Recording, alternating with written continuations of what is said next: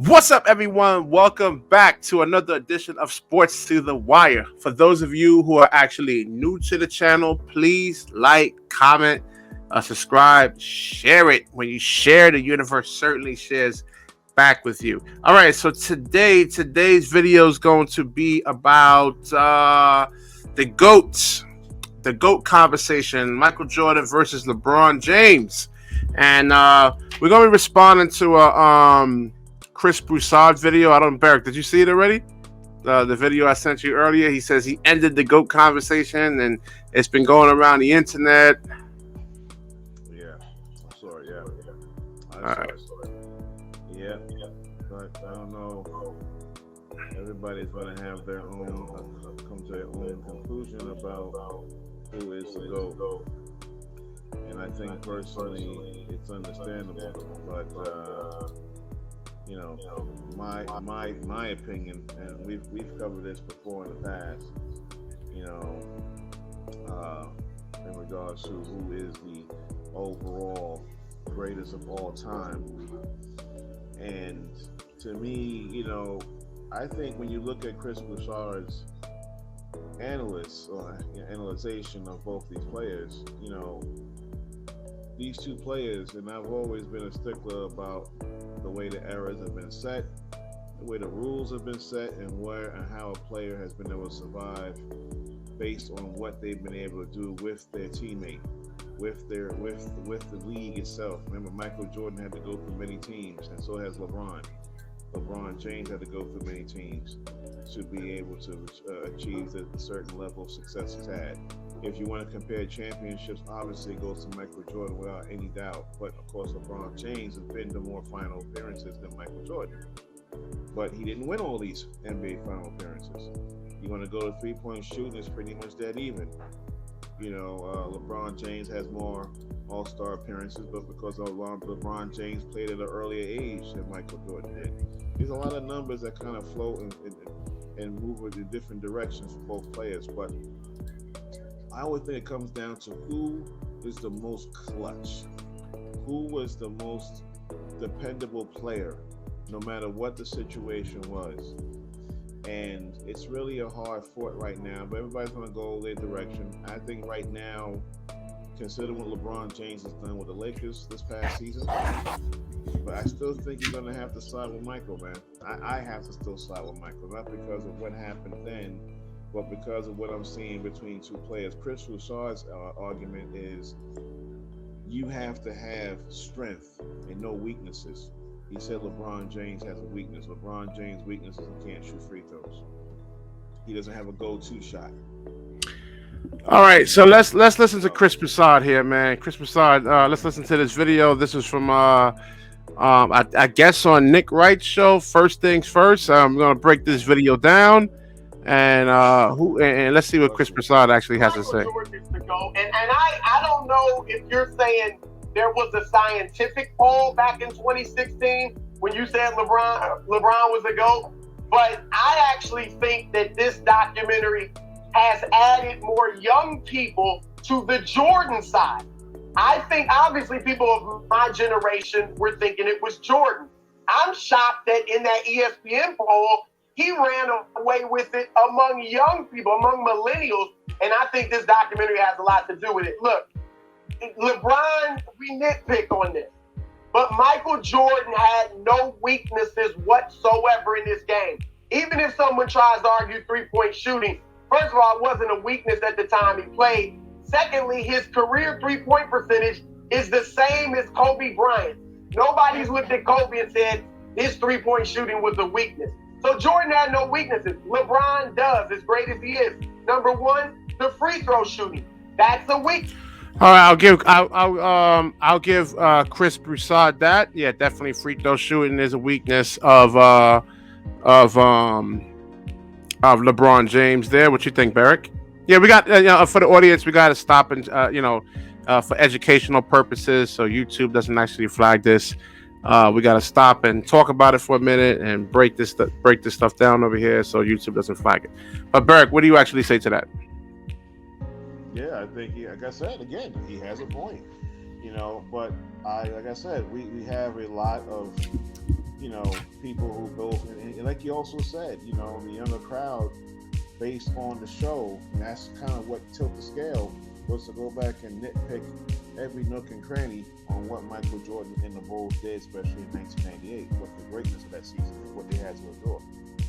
LeBron has switched teams, and you and I've had private conversations where I've talked to you about the fact that I've always been a person who stay with that one team. And look what Giannis and guys are doing. They staying with one team. They're gonna try to be successful in that one area. But all right, it's not gonna work with Giannis, man. I mean, come on. I'm giving him what he's staying. It doesn't matter if it does. It might just work. They might find. Well, listen, Michael Jordan had. Because I'm gonna chime in on this, man. Cause I think Chris Broussard, he's like a lot of these older people. They get stuck in the past about the old NBA and things like that, and blah blah blah blah blah blah.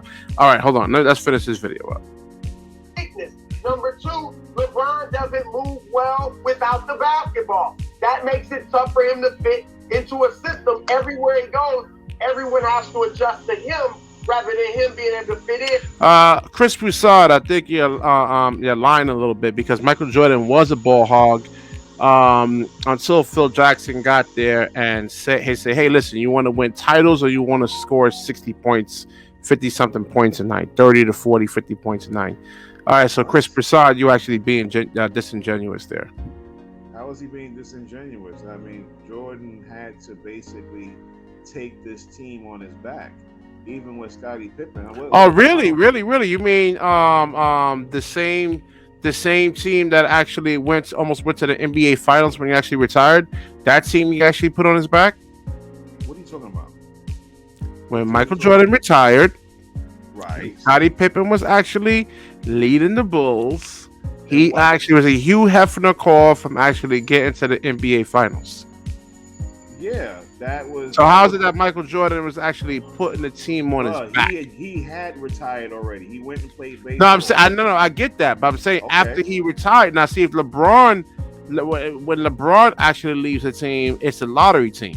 Michael Jordan actually leaves the team. They go to the NBA Finals. It's a fact, man. Don't get emotional on me, man. No emotions. Listen. No emotions. No emotions. I'm gonna wake your ass up over here, man.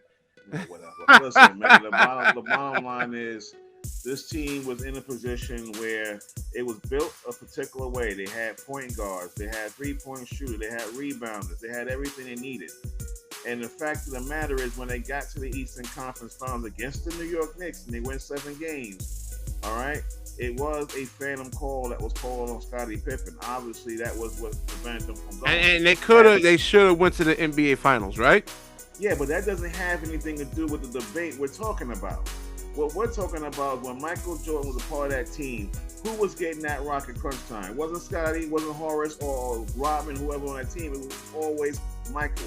Who had the majority of the shots where that team was together? It was always Michael, and we know this. And listen, when he had Kyrie Irving in Cleveland and Dwayne Wade, there was a lot of LeBron actually playing off the ball. He let Kyrie run the show pretty much, especially like in the finals. Who took that last shot in that Game 7 to actually give Cleveland that championship? It was Kyrie Irving. Yeah, so last shot, but that doesn't necessarily mean that LeBron can play or cannot play away from the basketball. LeBron did not have a go-to basketball move. I get that. That doesn't mean that he's not a great player. It doesn't mean he's one of the greatest of all time. He belongs in that conversation all the time. We're going to always keep having this conversation about who is the best, who is the most dependable. And my personal opinion, I think it's going to always be slightly now. Because, listen, LeBron wins the title this year. That'll give him 5 chips. 5 chips.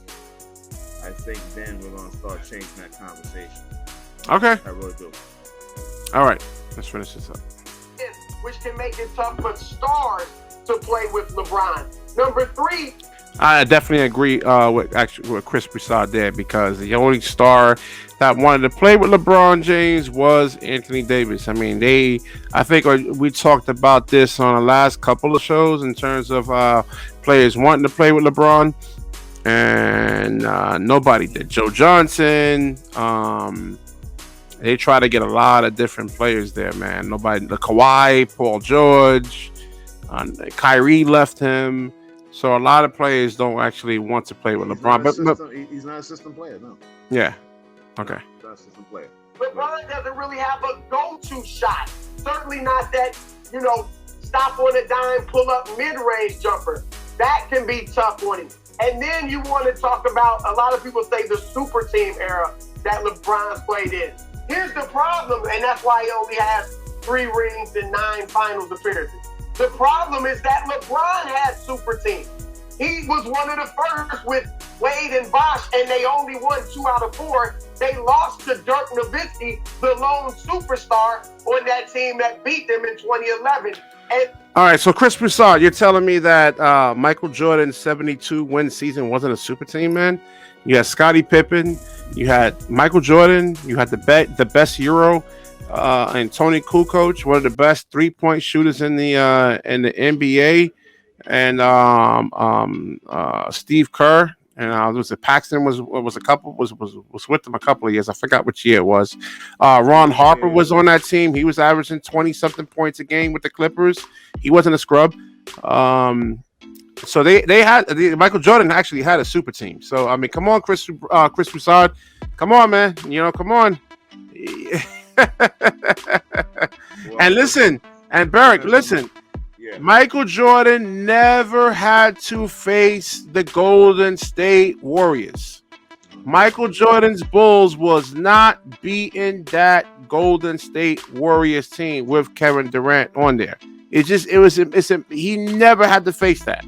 Now, if LeBron never had to face that, he probably would have 5 or 6 rings. Let me tell you something, bro. We always keep talking about what these guys would have done. We all know Kevin Durant would never have survived the 90s era. We know he wouldn't survive it because you were allowed to put people and bang them on the floor back in the day. You had the Pistons and the Knicks, all these teams.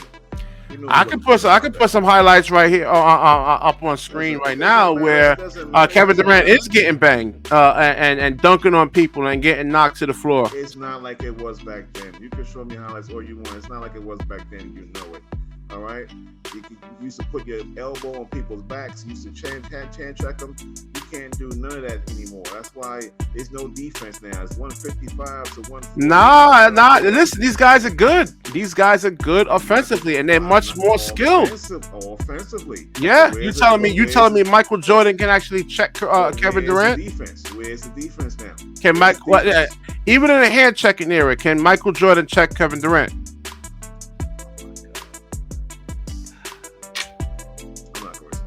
All right, let's move on. You telling me he can actually guard Kevin Durant when you saw what Iverson actually did to him? I never said any of that nature. We're talking about LeBron James versus Michael Jordan. Don't veer off. No, but Chris Broussard actually was bringing up the rings. 9 finals. But if you look at the teams that Jordan actually had to play versus the path that LeBron had to go through. And listen, I hate LeBron James. I really don't not like him as a person. So I am not some LeBron fanboy here, man. I like his game and I admire him as an athlete, but as a person, I really, really don't like him. So I'm just being pragmatic here. And hopefully Chris Broussard is not being too emotional and he's actually being pragmatic. All right, let's finish this video up. Oh, hold on. And then in Cleveland, Kyrie Irving is going to be a Hall of Famer. Kevin Love was putting up numbers we hadn't seen since before the ABA-NBA merger when he was in Minnesota. That's a super team. So LeBron is great, but Jordan is clearly the GOAT. Here's to wrap it up. The way LeBron dominated the East and put it on lock for 8 years, phenomenal. No one else thought they could beat him, and no one else did. They were shook. Michael Jordan did that to the entire NBA. Michael Jordan did that to the entire NBA. The entire NBA was shook because they knew they couldn't beat him. What you think, Barrick? What you think, man? He held down the league for 12 years on his own. I don't see too many superstars doing that right now. I mean, right now, who's holding on the league right now? Who's the real face of the NBA right now? You know, It's still LeBron James, unfortunately. Right. Yeah. There you go. So, but Michael was able to do that for 12 freaking years.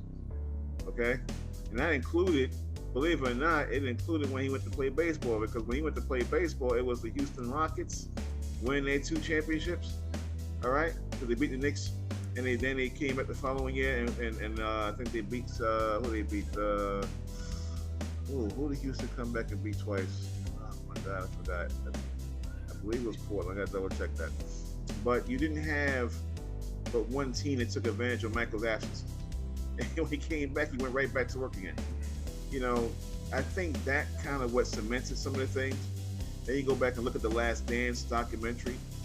It really tilted the scale towards Michael once more when you look at that 10-part series. But it broke down everything that was going down with that team. You look at LeBron James, I mean, he's been able to go to different teams, as you mentioned, and make them better than what they were. But, you know, it's unfortunate, because I had this conversation with a good friend of mine, that championships should not define the greatness of a player. And I agree with that. Because the greatness of a player is him to be able to galvanize and lead. And he was able to do that, even though there's some NBA finals that he did not come out victorious. But because Michael, who he is, he sold sneakers, he hit commercials, Hanes, the whole 9 yards, and to still be getting on the NBA platform and take. Well, listen, he isn't. I mean, yeah, listen, he was an amazing player, but let's be real. He had the name. You know, I could be Michael Jordan, right? Let's say hypothetically, I could be, man, not in my wildest imaginations, I can't be, but let's say if I was Rashid White. Yo, man, I want to go out there and get them whites, man. Nah, I don't, you know, I mean, even your last name, Burrell. Yo, I want to get them Burrells, man. Nah, for my, not Madison Avenue is not going to really bite on that. But Kyrie, you know, Braun. I mean, there's just certain names that are actually really, really that grabs you in a sense, though. So Jordan, yeah, man, it's just a name. And even though he was an amazing player, but if he had another, if it was Michael White, you know, yeah. I don't think he would be, you know, the sneaker line wouldn't be as popular in a sense. Because LeBron, like I said, LeBron is just, but see, LeBron actually kills it for himself in a sense, though, when it comes to being a huge brand like Michael Jordan in a sense. I mean, a lot of people don't like LeBron, including myself, though. It's one of these SJWs in a sense, though. All right, we're going to wrap this up over here. If you like the video, please like, comment, subscribe, share it. When you share, the universe certainly shares back with you. Peace.